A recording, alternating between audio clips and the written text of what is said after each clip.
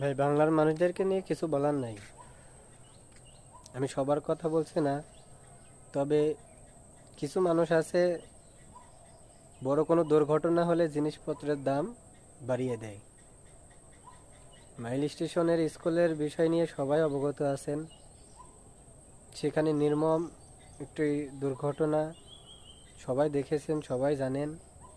তবে বিষয়টা হচ্ছে, সেখানে একটি বাচ্চা তার বাবার কাছে পানি চায়।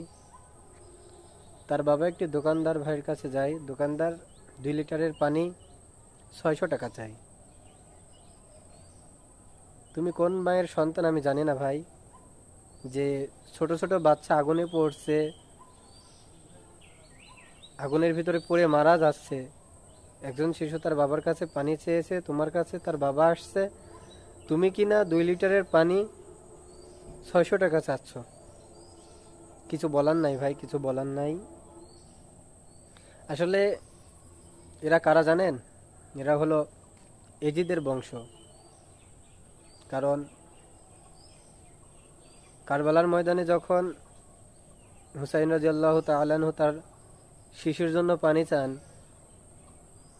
সেই এজিদেরা কিন্তু সেই শিশুকে পানি পান করার অনুমতি দেয় না। তাহলে সেখান থেকে বোঝা যায়, যে ব্যক্তি 2 লিটারের পানি 600 টাকা চাই,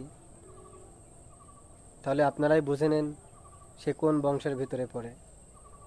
অবশ্যই সে হলো এজিদের অনুসারী।